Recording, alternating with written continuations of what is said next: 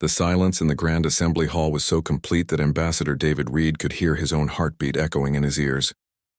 Above him, the crystalline dome stretched 5 kilometers across, its transparent walls revealing the infinite star field of deep space. Below, tiered platforms descended in perfect circles, each level hosting dozens of alien species that represented the governing body of over 8,000 worlds. Reed stood alone on the central platform, a single human surrounded by creatures that defied imagination. The nearest delegation consisted of beings that looked like living coral formations, their bodies pulsing with bioluminescent patterns that seemed to communicate in ways beyond spoken language. To his left, gas-form entities floated in containment suits, their thoughts transmitted through electromagnetic fields that made the air itself hum with alien intelligence. Towering behind them, the rock-like granite lords sat motionless, their mountain-sized forms carved with symbols that predated most known civilizations. This was the Galactic Council, the supreme authority that had governed interstellar affairs for over 50,000 years, and they were furious. "Human representative," the voice boomed from the highest platform, where Chancellor Mektar of the primary species sat on a throne made from compressed starlight. His elongated skull glowed with neural activity, and his forearms gestured with the fluid grace of someone accustomed to absolute power. "You stand accused of the most serious violations in galactic history." Reed remained perfectly still, his diplomatic training keeping his expression neutral, despite the overwhelming presence of beings that could obliterate Earth with a single command. He had studied their cultures, their histories, their military capabilities. What he discovered had led to this moment, this calculated risk that would either save humanity or doom it forever. "Violation of the First Contact Protocols," Chancellor Mektar continued, his voice carrying to every corner of the vast assembly. "Unauthorized colonization of 17 star systems, construction of military installations without council approval, and most seriously, the development of prohibited technological applications." The accusations echoed through the chamber, translated simultaneously into thousands of languages by the Council's quantum communication network. Reed could feel the collective attention of representatives from across the galaxy, focused on him like the gravity well of a collapsing star. But he also noticed something else. Something the Council members themselves seemed unaware of. The ancient symbols carved into the chamber's foundation stones. The architectural details that spoke of construction techniques far older than any current civilization, and most importantly, the quantum resonance signatures his hidden scanners were detecting from the station's deepest levels. "I acknowledge the charges, Chancellor," Reed said, his voice carrying clearly through the chamber's perfect acoustics. "But I must respectfully request clarification on one point." A ripple of shock passed through the assembled aliens. No species in recorded history had ever requested clarification during a formal judgment. They had always simply accepted their sentence. Whether it was incorporation into the Council hierarchy, technological limitation, or in the most extreme cases, complete sterilization of their worlds. Chancellor Mektar's neural crown flared brighter. "You dare to question Council authority, primitive?" Reed smiled, and that smile carried a confidence that seemed completely out of place for a representative of a species that had barely achieved faster-than-light travel. "I question nothing, Honored Chancellor. I simply wish to understand which specific first contact protocols we are accused of violating." The question seemed simple enough, but Reed watched as confusion began to spread through the nearest delegations. The coral being's bioluminescent patterns shifted to colors that indicated uncertainty. The gas-form entity's electromagnetic communications became erratic. Even the granite lords, who rarely showed any emotion, began to shift uncomfortably on their platforms. "The protocols established during the Great Codification," Mektar replied, but his voice now carried a note of uncertainty. "The founding laws that govern all species' introduction to galactic civilization." "Ah," Reed said, his smile growing wider. "The protocols established by the first builders. The mysterious species that seeded the galaxy with technology, and then vanished without explanation." He paused, letting his words sink in.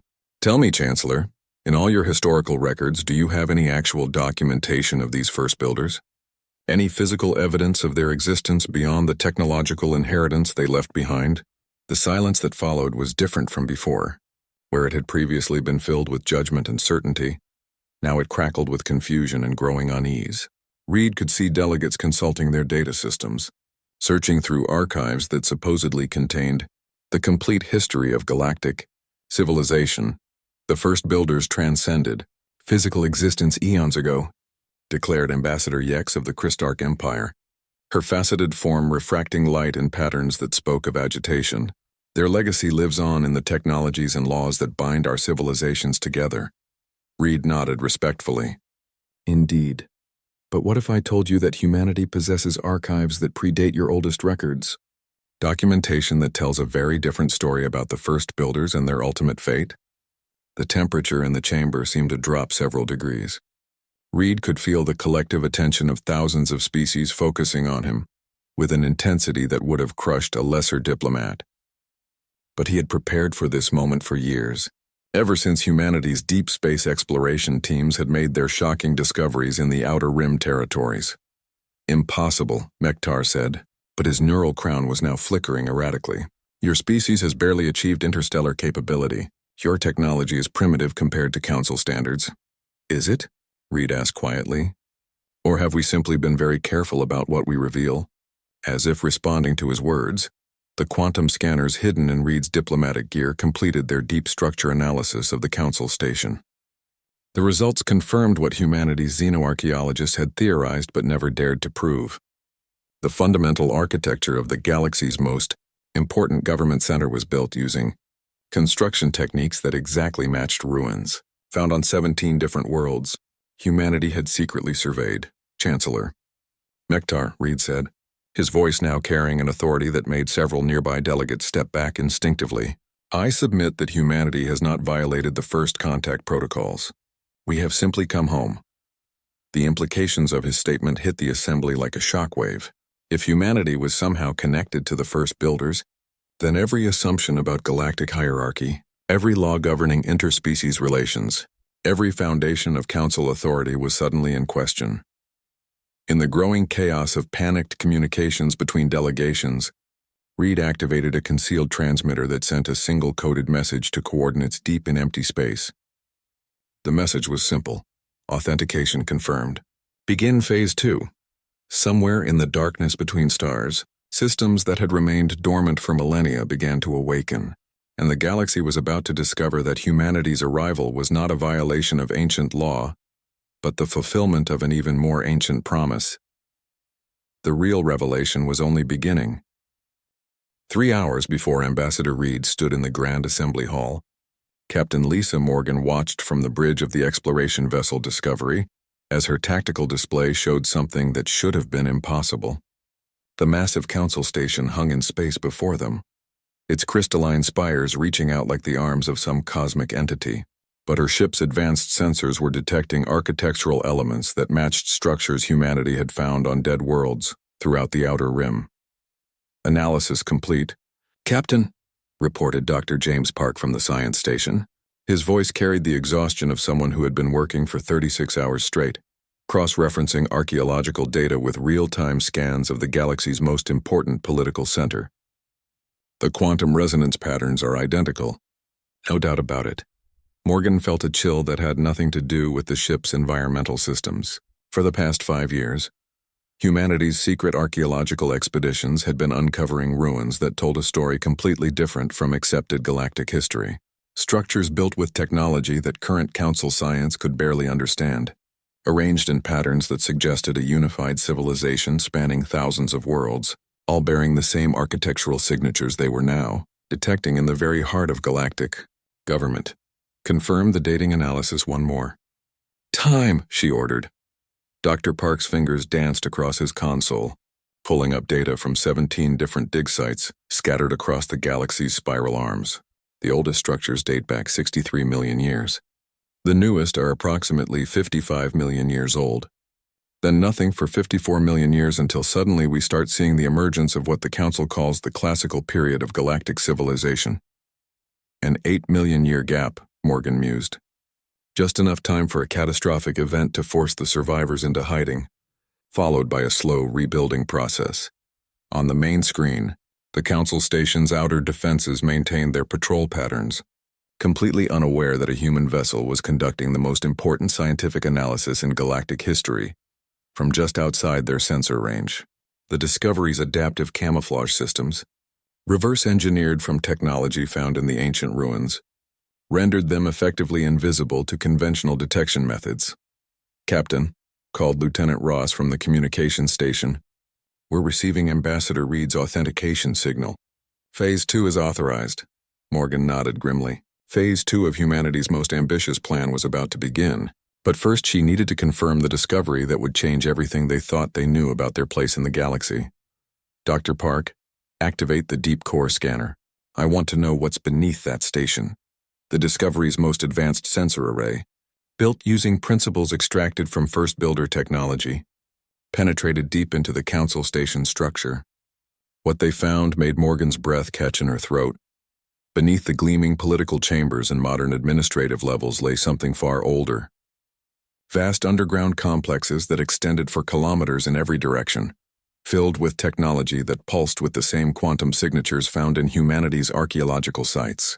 Most shocking of all were the thousands of crystalline storage matrices, each one containing what appeared to be detailed biological and technological data from species across the galaxy. "My God," Dr. Park whispered. "It's not just a government center.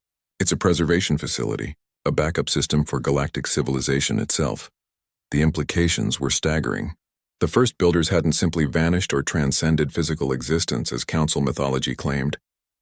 They had prepared for some kind of catastrophic event, creating hidden repositories of knowledge and technology that could restore civilization if the worst happened.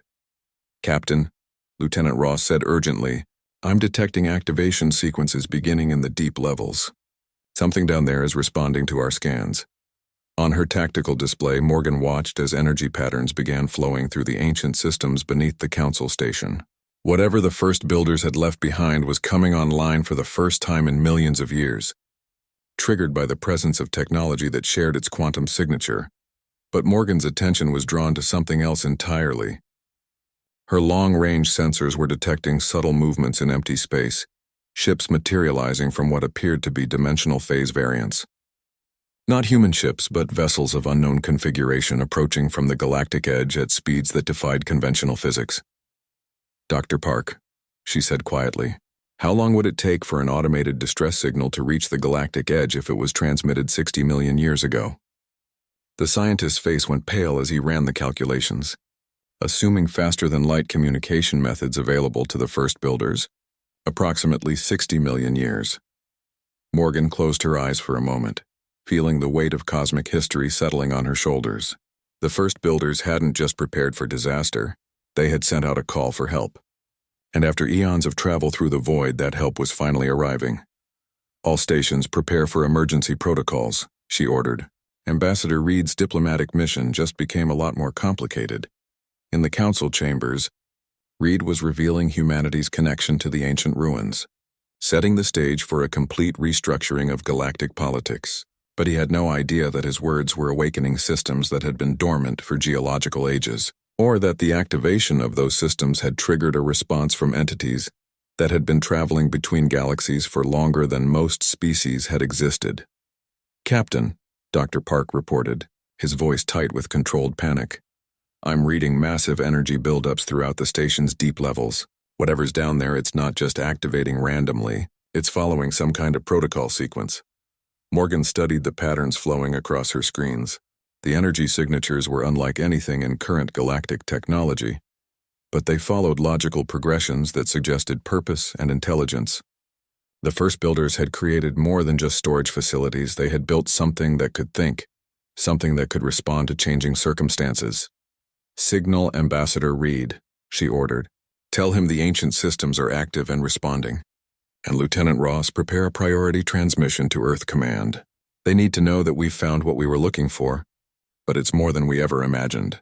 As the Discovery maintained its hidden position, Morgan watched the slow awakening of technology that predated most stellar formations in the galaxy. The Council believed they governed from the height of galactic civilization, but they were actually meeting in a tomb that was coming back to life. And somewhere in the darkness beyond the galactic edge, the entities that had received a 60-million-year-old distress call were preparing to complete a mission that had taken them across the cosmic void. The galaxy was about to discover that the first builder's disappearance had been a strategic withdrawal, not an extinction. The real question was whether current galactic civilization would survive the return of its creators. Dr. Elena Vasquez descended through maintenance shafts that, according to the Council's own blueprints, should not have existed. Her adaptive reconnaissance suit allowed her to move through the station's hidden passages like a ghost. But the technology guiding her was far older than anything humanity had developed. The quantum mapping device strapped to her wrist was reverse-engineered from First Builder artifacts, and it was leading her toward energy signatures that pulsed with patterns she recognized from archaeological sites across 17 worlds. "Status report, Dr. Vasquez," came Captain Morgan's voice through her encrypted communicator. "I'm 60 levels below the Grand Assembly Hall," she whispered, pausing at an intersection where the station's modern construction gave way to something entirely different. "The architecture down here doesn't match anything in the Council's records. We're looking at original First Builder construction." The walls around her were composed of a material that seemed to absorb and reflect light simultaneously, creating patterns that hurt to look at directly. Symbols carved into the surfaces moved when observed, shifting between configurations that suggested meaning beyond current understanding of written language. Vasquez had spent her career studying the ruins humanity discovered in the Outer Rim territories. She had decoded partial fragments of First Builder text, analyzed their construction techniques, and theorized about their ultimate fate. But standing in an active First Builder facility was beyond anything she had imagined possible. "The energy readings are off the charts," she reported. "Something massive is powering up down here." Multiple somethings. As she moved deeper into the ancient complex, emergency lighting began activating along the corridors, responding to her presence with technology that had waited millions of years for the right genetic signature to trigger its awakening. The quantum resonance of her First Builder-derived equipment was acting as an authentication key, granting her access to areas that had remained sealed since before the rise of current galactic civilization. The central chamber she finally reached took her breath away. The space was vast enough to hold a small city, its walls covered in crystalline matrices that pulsed with stored information. But at the center of the room stood something that made her training as a xenoarchaeologist seem inadequate. A perfect three-dimensional map of the galaxy, rendered in holographic detail and showing the positions of every star system, every inhabited world, every major stellar phenomenon. But this wasn't a map of the current galaxy. This was the galaxy as it had existed 60 million years ago, when the First Builders ruled from core to rim. "Dear God," she breathed into her communicator. "Captain, I'm looking at a complete record of First Builder civilization. Thousands of worlds, millions of installations, technology that spans multiple galaxies. What made the display even more incredible was that it was updating in real time. As she watched, new markers appeared throughout the galactic map, showing the locations of ruins that humanity had discovered but never reported to the Council. The ancient system was cataloging human archaeological expeditions, cross-referencing discoveries, and building a comprehensive picture of how much First Builder technology had survived the Great Catastrophe. "Dr. Vasquez," Captain Morgan's voice carried new urgency. "We're detecting massive power fluctuations throughout the station. Whatever you've activated down there is drawing energy from the station's main reactors." Vasquez approached one of the crystalline storage matrices, her equipment indicating massive data flows between the various systems. When she placed her hand on the surface, her suit's translation protocols engaged, struggling to process information stored in quantum crystalline format.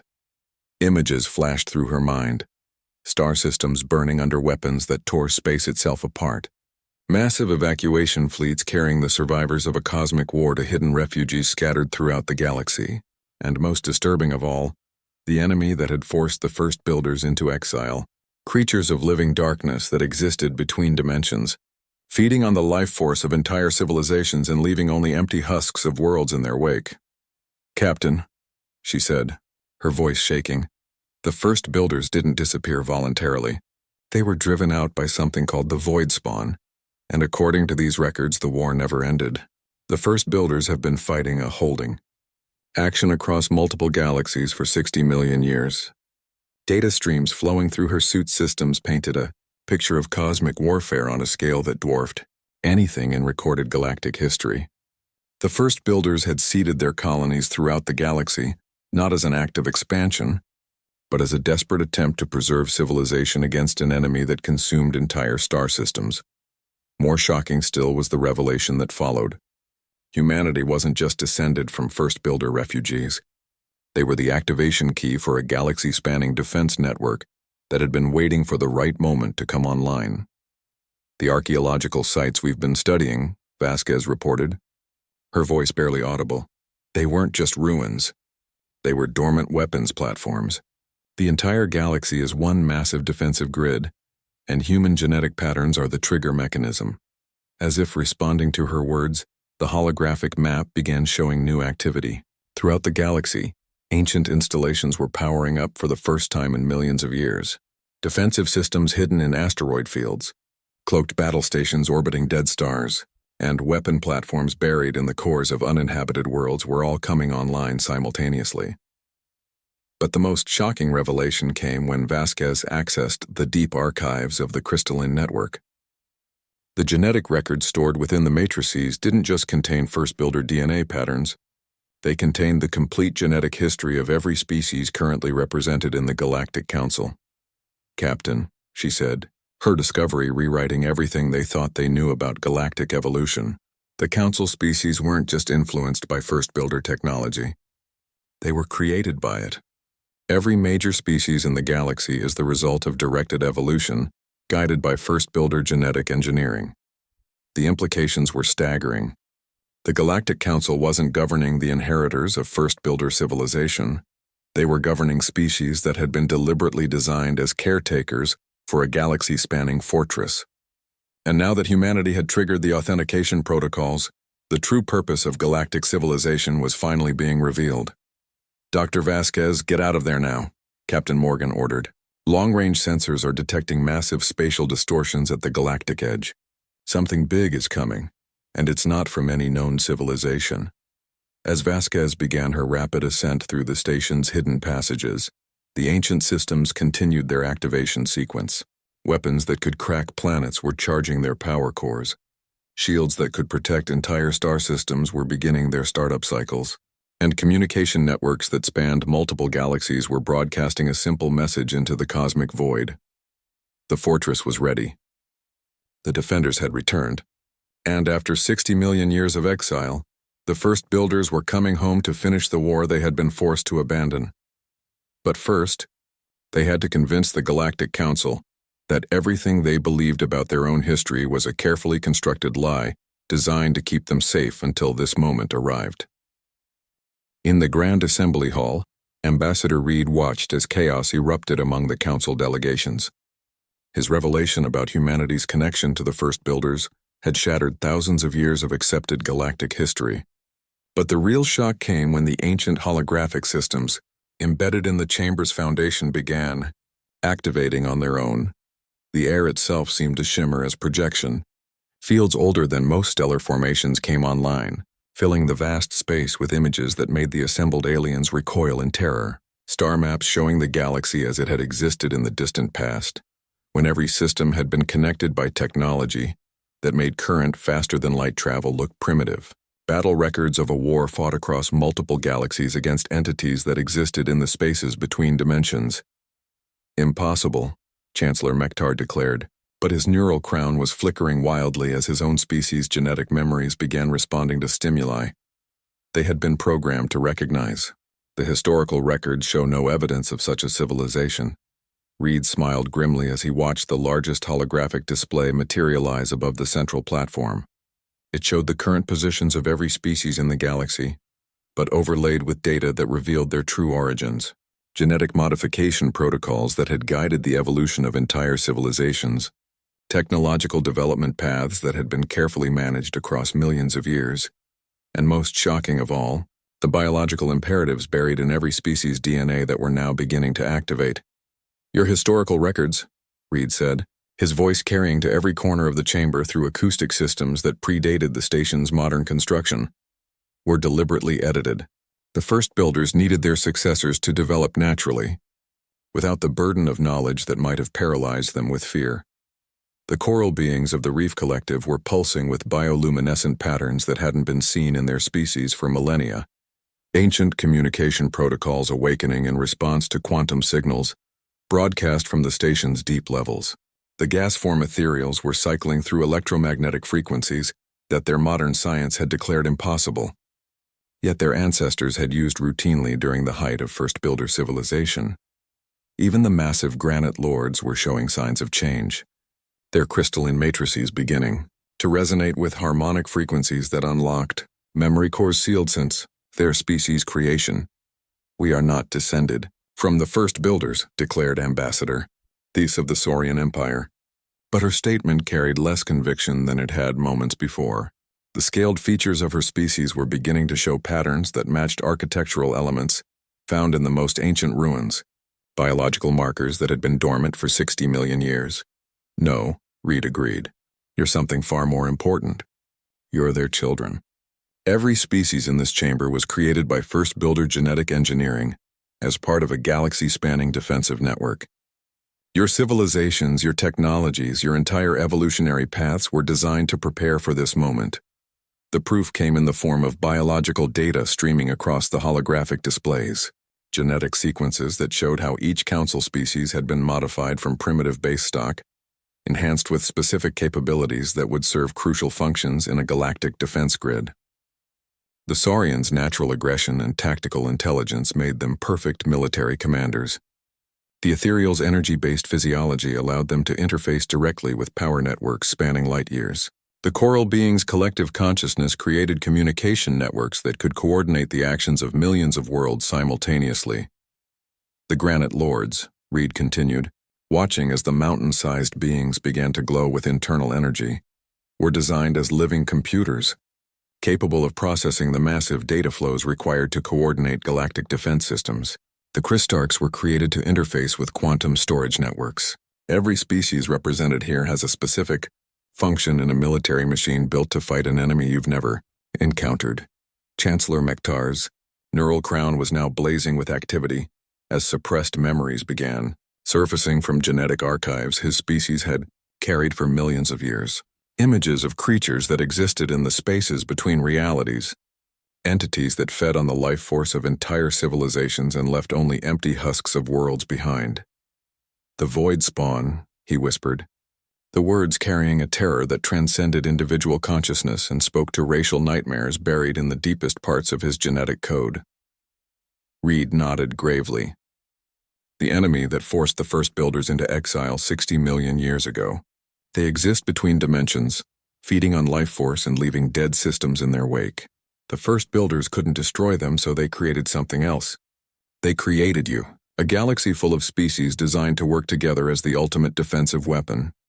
The tactical displays throughout the chamber were now showing real-time data from across the galaxy.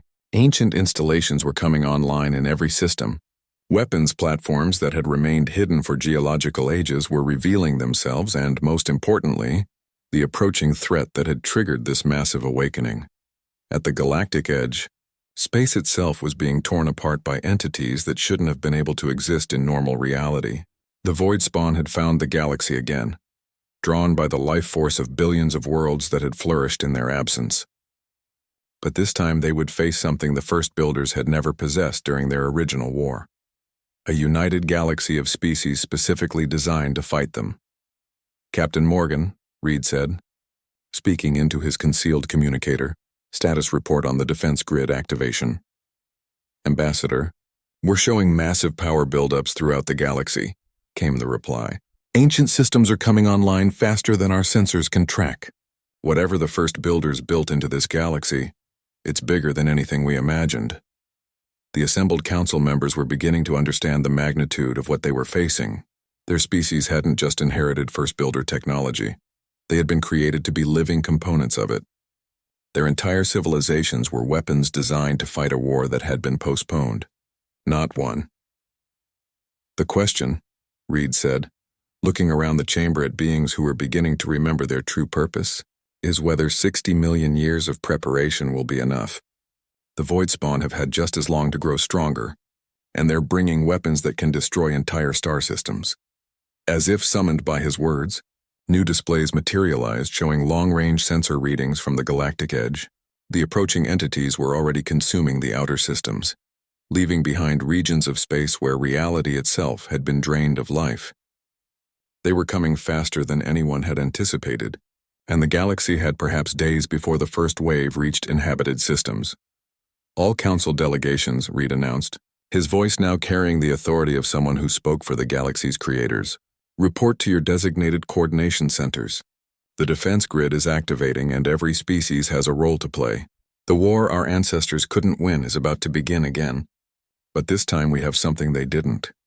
He gestured to the massive displays showing the positions of thousands of hidden installations throughout the galaxy, each one designed to work in perfect coordination with the others. This time we have you. Commander Alex Torres stood on the bridge of the newly christened flagship Inheritance as the largest fleet in galactic history assembled around him. Through the main view screen he could see vessels from every council species forming battle lines that stretched across multiple star systems. Saurian dreadnoughts with weapon systems that had been mysteriously upgraded overnight. Ethereal energy ships that pulsed with power drawn from quantum networks spanning the galaxy. Crystarch vessels that had transformed from exploration ships into something that looked like they could crack planets. But the most impressive sight was the awakening of the ancient installations themselves. Weapons platforms the size of moons were rising from the surfaces of dead worlds. Asteroid fields were revealing themselves to be camouflaged battle stations. And in the deepest reaches of space, structures that had masqueraded as cosmic phenomena were powering up weapons that operated on principles current science could barely comprehend. Status report, Torres ordered, his voice carrying across communication networks that now connected every inhabited system in the galaxy. All defense grids are online, reported Captain Morgan from her position at the Tactical Coordination Center. The Void Spawn have consumed 17 outer rim systems, but their advance has slowed considerably. They're encountering resistance they didn't expect. On the massive tactical display that dominated the bridge, Torres could see the enemy advancing like a tide of darkness across the galactic edge. The Void Spawn weren't ships in any conventional sense. They were entities that existed between dimensions. Creatures of living shadow that devoured the life force of entire worlds and left behind regions where reality itself had been drained of meaning. But for the first time in 60 million years, they were meeting organized resistance. The Granite Lords have activated the planetary defense matrices, Dr. Park reported from his science station. Every inhabited world now has shield generators that can withstand dimensional attacks. The Ethereals have established quantum communication networks that allow instant coordination across the entire galaxy. And the Saurian fleets are implementing battle strategies that their species somehow remembers, despite having no previous experience with this type of warfare. Torres nodded grimly. The genetic programming built into every council species was working exactly as the first builders had intended. Millions of years of hidden preparation were finally paying off, but the real test was yet to come. "Sir," called Lieutenant Beck from the sensor station, "I'm detecting massive spatial distortions in the Vega sector. Something big is coming through." The main display shifted to show a region of space where reality itself was being twisted into impossible configurations. From the dimensional rift that opened between the stars emerged something that defied description. It was larger than a small moon, composed of substances that existed in multiple dimensions simultaneously, and radiated a hunger that could be felt across light years. "Void Queen," Torres whispered, recognizing the entity from the ancient records Dr. Vasquez had transmitted from the station's deep archives, the command organism that coordinates their entire species. This was the creature that had forced the first builders into exile, the ultimate predator that had consumed the life force of entire galaxies. Its presence alone was enough to drain the energy from nearby star systems, leaving them cold and lifeless. But as the Void Queen emerged fully into normal space, the galaxy's response was immediate and overwhelming. Every weapon platform that had remained hidden for geological ages opened fire simultaneously. Energy beams that drew power from entire star systems converged on the massive entity. Shields that could protect solar systems engaged to contain the dimensional distortions it created. And most importantly, the coordinated response of thousands of species working together with perfect synchronization. "All fleets, engage," Torres ordered, but his command was unnecessary. The genetic programming buried in every species' DNA had already triggered their response. This was what they had been created for, the purpose that had guided their evolution for 60 million years. The battle that followed was unlike anything in recorded history. Void spawn entities that could phase between dimensions found themselves trapped by quantum fields generated by crystarch technology. Creatures that fed on life force discovered that ethereal energy beings could drain them just as efficiently as they drained others. The collective consciousness of the coral beings created communication networks that allowed the entire galaxy to respond as a single organism. But the real surprise came when the hidden, first builder installations revealed their true purpose. They weren't just weapons platforms. They were gateways. "Torres," came Ambassador Reed's voice from the council station. "Long-range sensors are detecting massive fleet movements from outside the galaxy. The first builders are coming home."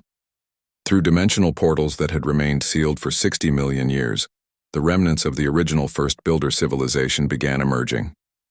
Their technology had evolved during their exile, incorporating lessons learned from fighting the void spawn across multiple galaxies. Ships that existed in several dimensions simultaneously, weapons that could destroy entities that had no physical form, and most importantly, the knowledge that the galaxy they had left behind had become exactly what they had hoped it would. "This is Admiral Kane of the First Builder Expeditionary Force," came a transmission that reached every ship in the galactic fleet. "We have returned to find our children have grown strong. The defense grid is functioning beyond our best projections. Together we can finish what we started 60 million years ago." The tide of battle turned decisively as First Builder technology combined with the coordinated efforts of their genetically engineered successors. The void spawn, who had consumed entire galaxies during their long campaign across the cosmos, found themselves facing an enemy that had learned from every defeat and prepared for every possible attack.